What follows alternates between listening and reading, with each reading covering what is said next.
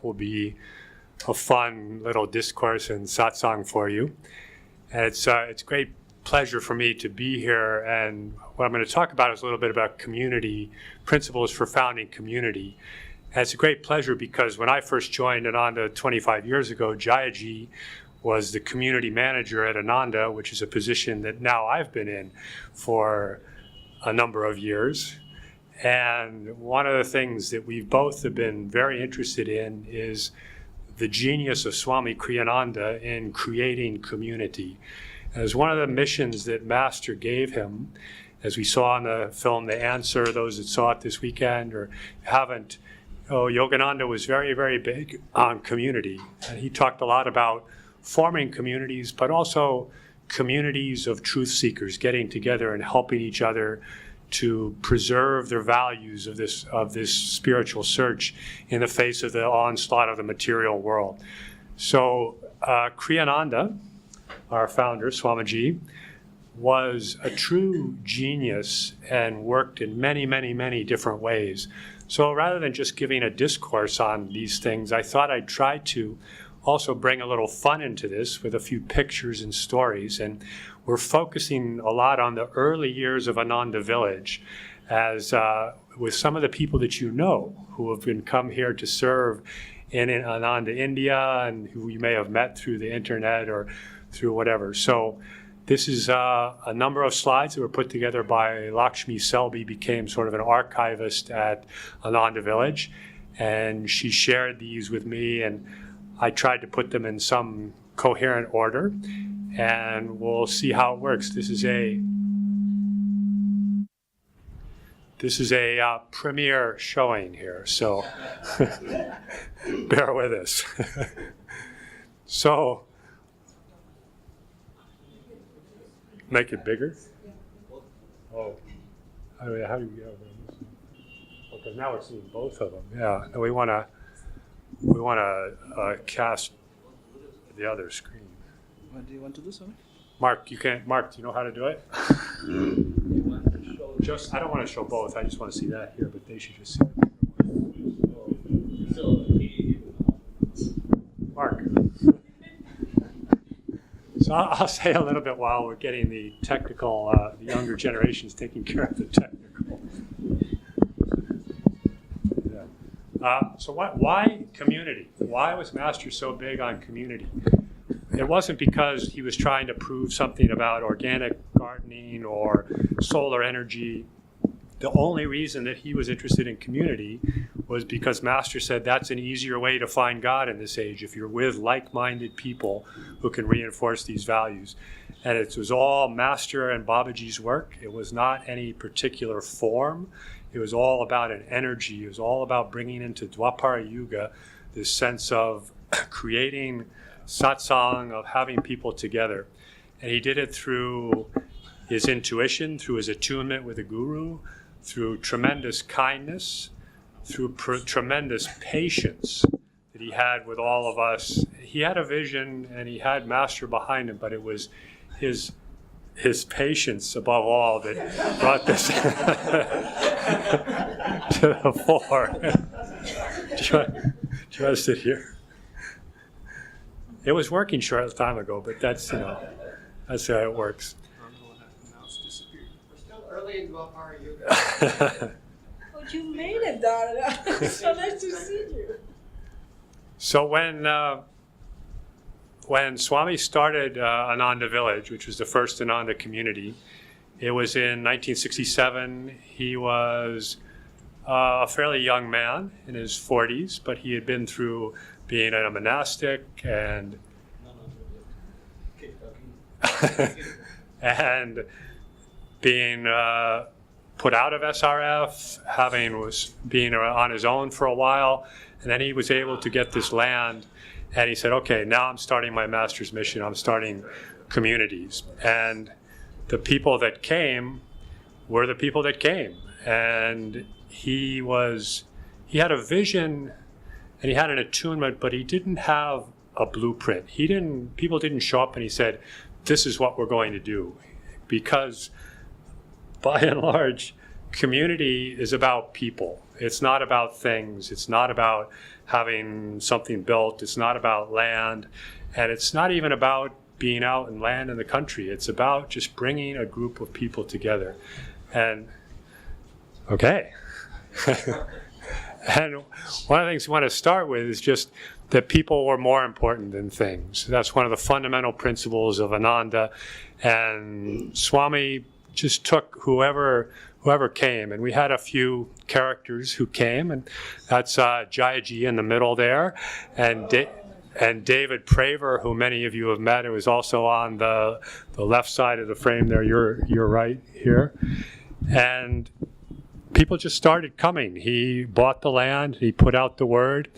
This is the garden crew having lunch, and that's Nayaswami Devarshi, I believe, in the middle of that group there. And left side. Oh, Devarshi, are you here? It's sitting on the left. But in the middle of the five in the picture. Yes. Okay. There's always another point of view. I'm the one with bare feet. And this was just a break from the garden task. And Ananda Village in the early 70s was a pretty rough place on the physical plane, but the spirit was there, and Swami worked more with individuals. One of his important things was just to find those people who were in tune and work with them. He didn't spend a lot of time with negativity. He didn't spend time with trying to convince those who weren't in tune. And a number of people came who weren't in tune. Here's another one who was in tune. That's Jayaji there again. And Swami just worked individually and carefully with them, working on their attunement, working on their vision, and leaving a lot of the details of how things worked more to the people, because he knew to have a community, you needed to have participation. You needed to have people feeling a part of it. And if he sat up there as the head, the grand poobah, telling everybody what to do, it wouldn't come together. And he needed to make it, people needed to make it their own. So Swami had the ability to relate to anybody. Everybody thought he was your best friend. And here you see a number of elderly, matronly women in Rome who were also supporters of his and were tuned into what he was doing, but were quite different than those characters who were sitting on the couch. But to Swami, it didn't matter at all. It was all looking at the soul, the individual that was behind it. He also didn't want to make too many rules. He said too many rules spoil the organization. And he just let the community unfold. He did, however, pick a few key people. This is Jyotishji and Jayaji, or Devi-ji, Jyotish and Devi at their wedding that Swami officiated in. And he had been a monk at SRF and had been a monastic and was interested in that. But founding Ananda, he took all comers, all different people. What he was looking for was people with energy and people with courage and people with attunement. This is Nayaswami Uma, who now serves in Italy, who many of you have met. And she's there fixing her Volkswagen down there in the dirt. And she exhibited that spirit that he was looking for in the people. Those were the people he picked one by one and started working with. He also embraced families. This is Mantra Devi and her young baby. Mantra Devi leads the Expanding Light tours with her husband now, Krishnadas, to India. Many of you may have met her. And Swami also embraced family life. Even though he had come from being a monk, he embraced children. They started a school. This is him on the right there with Saraswati in, I believe, the first grade class. But more than anything, he was open. He was really tuning into individual people, and that's how he taught all of us to work with people. He wasn't all that interested in a big group process of having consensus and hashing out all the details. He was much more interested in just building attunement, having fun together, working with people, kindness. He said he was also open to hearing what everyone had to say. He often would ask people for their feedback. This is a satsang at his dome.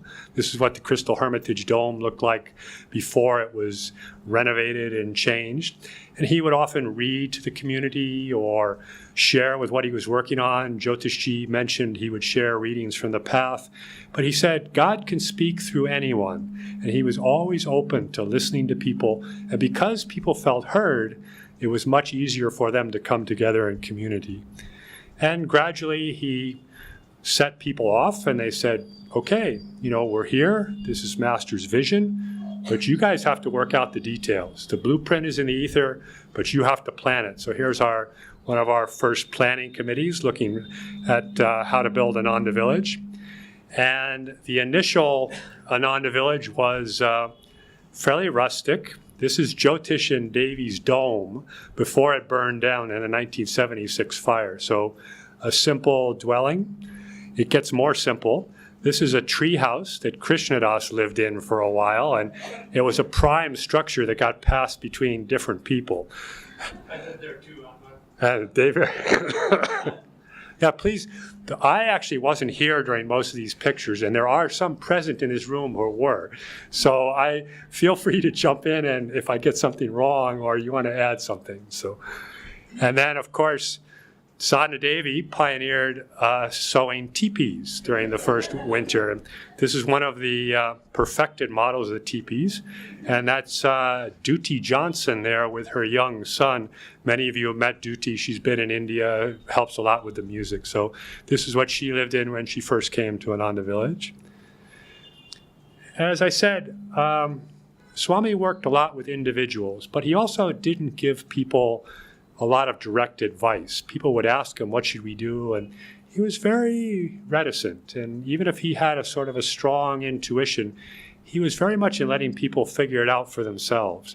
He was also had an interesting way of working people together when there was a conflict, which of course there were.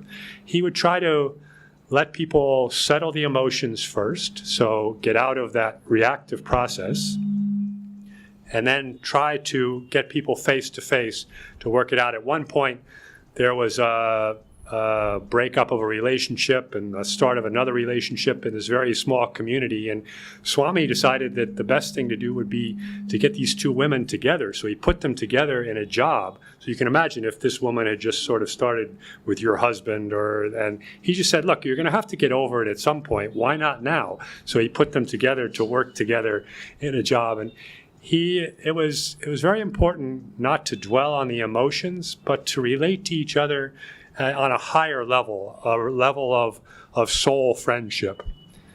Another of the key principles, which I'm not sure I've got transliterated a lot, was Yata Dharma Tatas Jaya. Where there is adherence to Dharma, there is victory. And one of the stories you've probably heard about, which we have some pictures here, was the fire at Ananda in 1976. And there was a fire started by a county vehicle that started coming towards Ananda. This is the Ananda community at the top of the ridge there, Sunset Ridge, watching the fire approach. And here it comes up. It was quite a major fire, and Ananda lost most of the homes that had been built. 20 out of 22 homes that had been built at that time burned to the ground. Many people lost everything. That dome of Jyotish's was no more after the fire. But the dharmic part of it was, once the cause of the fire was determined to be a county vehicle, a government vehicle, it was possible under American law that you could sue the government and recover your losses. But Swamiji said, we came to Nevada County to give, and our principles are not to blame others for what was a karmic happening. It was no one's fault or real negligence. And so he chose not to sue. And this did a lot for us with the county. He also, another dharmic thing people did, a number of donations came in. This is a collection here that Durga is distributing of clothing that came and just trying to sort out life after the fire. But there were a number of people at that time who weren't really there for the spiritual core of Ananda. And they said, oh my God, we've lost our homes, our land is burned, we're going to leave. And the community made the decision under Jayaji's and Jyotish's decision to say, the little bit of money that we have, let's help those people leave because they have to go out and start a new life, and we still have each other. And so some of the funds and some of the things they were collected were given to the people who were actually leaving the community. And then people got together and started rebuilding. They said, well, we didn't lose our spirit, we just lost our homes. And we have to adhere to our dharma. Our dharma is finding Master's mission in this world. I do have a comment on this. These are people here that are standing on that platform. Many other groups came to help us rebuild. We were quite surprised at how many people came forward to help us after the fire. So this is one example. These are the people, I think, from the 3HO, the Swami, excuse me, Swami Muktananda's organization. So another principle that Swami got into was he knew he couldn't do this on his own. Nobody can found a community on their own. It's about people. And to do that, he needed to empower others. And so he had people out teaching very soon. So we have Jaya here, we have Devi Ji, and I'm not sure who the third is there, but they are out giving a class. And here we have Sadhana Devi and Devi, and they're giving a class on marriage. They'd been married for all of a year or so. All of us, and that also had to do with children too. I did have a child, and so did Jamie, but the girl in the end, she didn't have any children. But you learn by doing, and Swamiji just said, get out there, tune in, and start sharing. And that's what's going to build this community. This is another example. There's a fellow here, a founding member of the community, Benai, who many of you met. He makes jewelry at the village. And Swamiji said, no, you should give Sunday service. And he was not the most inspired speaker at times.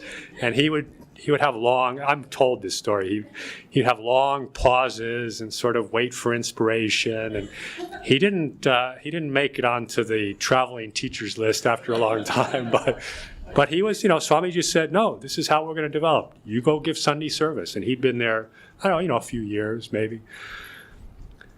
Of course, he did pick those who he really felt could carry on his ideal of leadership, of a leader is someone who can put somebody else's needs ahead of their own.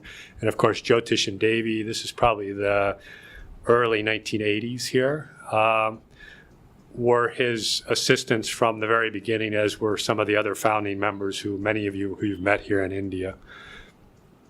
So another thing that we needed to do was to get people to serve together. So it was one thing to have these nice ideals of cooperation, but if you didn't have some way to put that into practice, it was still theory, and it didn't get the rough edges worn off and the real, oh yeah, I guess I should meditate more if I want to really work with this person. So one of the things that started was starting businesses. This was also an economic requirement at Ananda Village because there were no funds coming in and not much happening. So this is one of the first businesses. This is again Sadhana Devi Ji. I believe this is the macrame business here that she's starting. And our businesses were a chance to cooperate, to work, and there were many learning experiences of what might earn money and what didn't earn money and what was the next thing.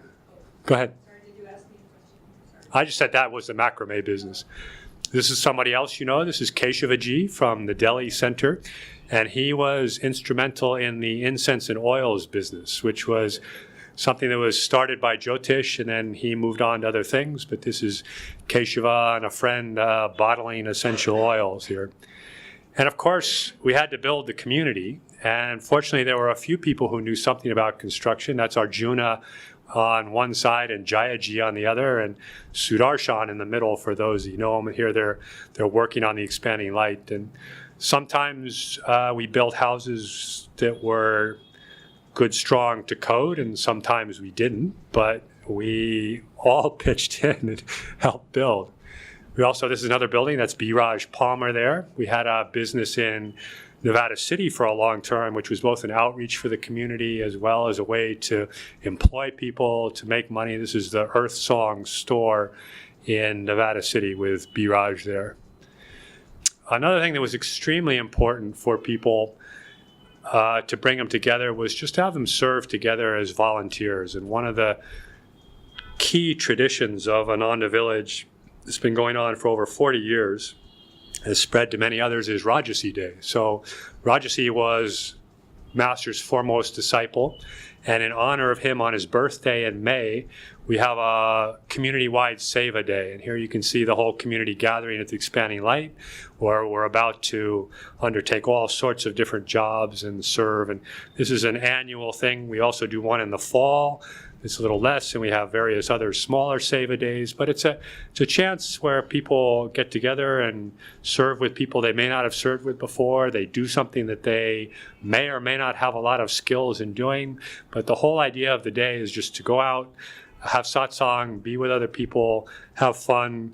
We meditate together, we share a meal together, and of course meditating together was one of Swamiji's key principles of finding community. If you can connect on that soul level, then all the little nitpicky things of the ego that happen in day-to-day existence of community get rubbed off because you're connected on that higher level of meditation.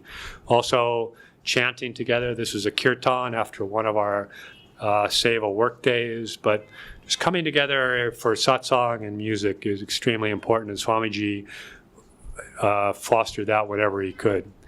This is getting everyone involved. That's over on that side. That's Mr. Shupi, Dharmadas, Nayaswami Dharmadas, who of course many of you know here.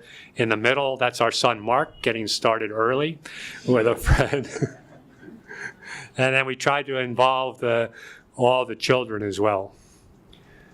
So one of the other really, really fundamental things that Swamiji had as an unflagging principle from the beginning was outreach. He said, if we just do this for ourselves, we could take, a few dozen people, 100 people, and form a community and meditate and get strong in our practices, but that's not how we're going to grow, and that's not what Master wants us to do. We need to bring his teachings out. We need to serve others.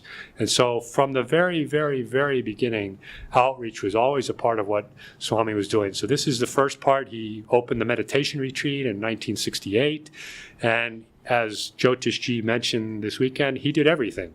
He would teach classes during the week, and then he would come up and give programs. Here he is singing some of his songs. He would give all the classes. And here he is in the turban in the back. Whoever came, he would teach. And he would unfailingly talk about Master, about discipleship, about attunement, but tuning in to what the people who were there at that time needed. This is up at the meditation retreat as well. And we, of course, had a kitchen there in a geodesic dome, which was one of the funkier kitchens that I've ever had an acquaintance to know. It no longer exists. But these are the nuns, the women renunciates who are serving Asha, who many of you know is there on the side of the picture. Anandi's on the other side, who I think some of you know through webinars. And they just served guests. That's Seva, another founding member, serving food. And gradually, of course, there was a staff that was brought together at the retreat. This gentleman on which side here? The other side is Prakash, who is still serving. He actually serves now primarily by driving heavy equipment when he's not editing and writing. So it's an interesting combination, but he was on the retreat staff. That's Nitai there in the middle, who many of you have met, Savitri. And this was the retreat. These were some of the cabins that got built. Pretty simple coutures, although nice on the inside. And then from the retreat, Swami also immediately started sending people out. This is 1975, a group of singers singing his Swami's music in Berkeley. That's Nayaswami Vijay with the guitar, who's now in Rishikesh. He's one of the singers. And you notice the banner of Triad Master's sense of bringing all religions together. So there's the banner of unity in religions there. Right after the fire, what did Swamiji do? Did he stay back? Hey, we need to rebuild. Let's really refocus our energy. No, he said, it's time to go out. So he started something called the Joy Tours in 77, 78, 79. Here he is in Texas with a group of people. This is one of the groups that went out with him. That's Shivani there in the blue in the front, and that's Krishnadas kneeling down. He actually came through one of the joy tours. He brings the Expanding Light pilgrims now, and of course Swamiji in the suit there. And then here we also started moving out of Ananda village as early as 1975, and that's in white, that's Nayaswami Haridas, who now leads the community in Bangalore. And he was sent to Sacramento. They rented a little house, which they had a temple or satsang room in the garage, and they lovingly called it the garage of all religions. We also wanted to expand the retreat, so Swamiji wanted to build the Expanding Light retreat facility, move out of the meditation retreat, a little bit better facilities. So this is Arjuna and Swami planning it out. This is the groundbreaking at the Expanding Light, where many of you have seen pictures or visited. Nothing exists there, but again, it's bringing the community together. This was another of Swami's principles was, if the energy was right, the intuition was there, master's guidance was there, it didn't really matter if the funds were there or not. He would just launch forward. Of course, with some prudence, but expecting miracles and expecting the energy to come, because if the direction was right, the energy was right, it would bring, the details would follow. And this, we started the Expanding Light in, I believe, 78 or 9. 77. 8. And then it sat half done for a while until the rest of the funds came in, and then it was used in a somewhat unfinished state. When I arrived in 1991, I was surprised to find the main retreat floor still had a plywood floor, but I said, oh, this is a nice place, it doesn't matter. And that Christmas, the community all got together and actually put in a real floor. So here's Swami doing the groundbreaking, again, helping he was always a couple steps ahead of the community, putting that vision out there, saying, okay, now we need to do this, now we need to do this. And the community managers, about Swami, how do we do this? And let's go. Italy was started, the Assisi, they started in Como in the 1980s. And here you see some well-known friends. That's Leela, Devi, and Dhyanaji starting the community. There they are again. Dhyanaji, Leela, who was with Swamiji, and that's Devi-ji. And they toured around Italy. They sang for the Pope. This is a meeting Pope John Paul, trying to expand the work, doing whatever was possible in Italy to keep getting the teachings out. Dhyanaji, since you all know her, we put this in, she even took a trip to Africa. We had a few people writing from Africa requesting it, and so she in early 1990s made a trip there with her then husband Ram, and they made some connections with people who we haven't gotten back to, but they're still practicing. Another thing that's extremely important that Swami always, of course there were the other communities followed, there was Sacramento, Blossom, Palo Alto, San Francisco Center that Jyotish talked about, became Palo Alto, Portland, Seattle. So all this time, Swami was using these same principles to bring up communities in various places. And of course, feeling inspired in 2003 to come back to India, bring Master's teachings back here. Another extremely important thing that Swamiji worked a lot with was the arts, so music and drama. And he said, if you want to know me, listen to my music, because he felt he could reach people through his music better than he could reach people through his lecture. And so music was always a part of building community, of attuning people, as were some of the plays he wrote. He would perform. This is him playing the piano for Kalyani, who had a wonderful voice. They'd go out and sing. Here, this is after the presentation of one of his plays, The Peace Treaty, not The Peace Treaty, The Jewel in the Lotus, which I believe has been performed in India. There's some of the actors there with Swamiji. And then, of course, he felt that beauty was a universal language, and that people creating beautiful, uplifting environments was part of community, part of building that, because it would speak to people on a level that they may not understand some of the other things we were doing, but people could understand beauty. And so he took his inheritance from his family, and he built the Crystal Hermitage. And of course, you may probably all seen pictures of the beautiful gardens there and the beautiful house. And He's also done the same thing in Pune and Italy. Another very important thing was just to, again, bring people together, but in various ways that you might not think about. And one of the ways in the early years was they had an India fair, and I thought I had some more pictures, but somehow they didn't make it. But there are some classic roles that were played by some of our founding members. But they invited the public. They had some elephants that came from a casino in Reno, and they had fortune tellers, and they had rides and Indian food, and just a whole fair, not necessarily about the teachings or Kriya Yoga, but just to have fun. Swami's birthday was always something that he acquiesced to have celebrated because it was a chance to bring the community together, and people could show their community spirit and their devotion. And the children here, this is 1978. We always tried to do things with a family level. This is a family choir with Tim and Mary Kretzman there, and then directing it, trying to get children involved wherever we could. We did a Shivaratri every year, and especially the children liked that because it was a whole new flavor with things from India, and probably wasn't exactly like Shivaratri in India, but it was Ananda Shivaratri, Ananda Village Shivaratri. That's Nirmala there, and this is the Victorian Singers. This is just something that I don't know exactly how it started, but it was a fun way to serve together, to get out in the community. They would dress up in Victorian costumes because the area around Nevada City has a heritage of the mining era, the gold rush era, and it was associated with more Victorian times. So they dress up in Victorian costumes, sing Christmas carols, some of them Swamiji's, but some of them just the traditional ones. They would enact a live creche scene, the birth of Jesus, like St. Francis did. It was just another way to be out in the community. And we did some things that were just plain silly. This is the Anandru sisters.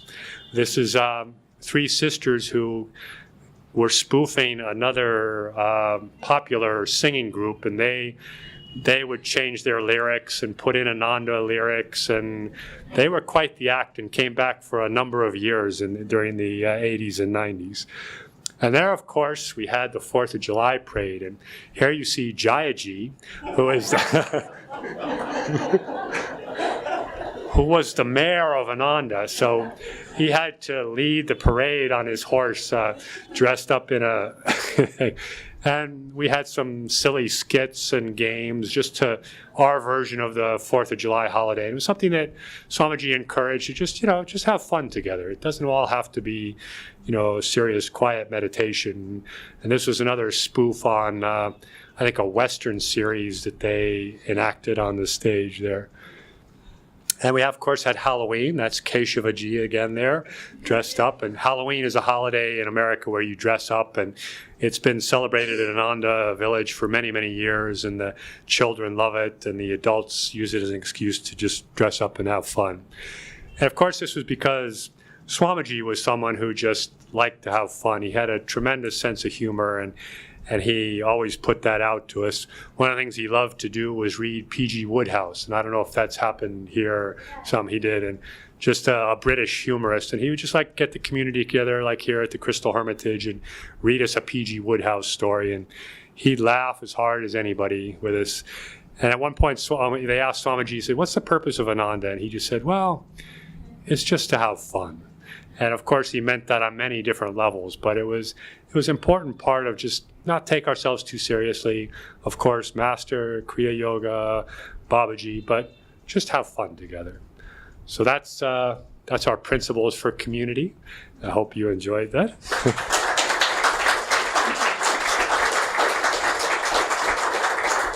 And I don't know if we have, how are we doing on time? Should we do a few questions or just go on for the arati? Or? So if any questions or comments, or if any of the founding members here, who have seen themselves in there earlier when their bodies were younger, if they want to add anything. We can chat afterwards if you want to stay after. Well, maybe we should, I don't know, if anybody have any other comment or question, yeah.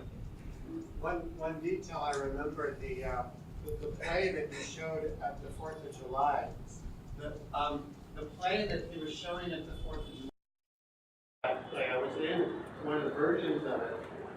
The other day you put it together, it was called Karma Smoke. That's right. Which is sort of a spoof on, there was a TV series in America called Gunsmoke. And she also called it an Eastern Western. Davey and Devaki have had some very creative theatrical talents, which have brought people together, both for Swamiji's plays, but then just to also do some just fun skits. And the monks, I know, in the early years had quite a number of fun skits. I just wanted to add to everyone that when we go to Ananda village the first time, one of the things that I really was impressed was with the fact that where the market is area. Oh, thank you. So they were in the market area, and it's a big green area. There were about 20 kids, ages between 5 and 20 some. And how many times have you seen so many kids playing together with such a different age? And they were all playing the same game. And where I'm from, which is from Spain, I was so surprised because it's like, I've never seen this before. So you can see how the harmony permeates through everyone in the community. So that was a very thoughtful thing, and I loved it.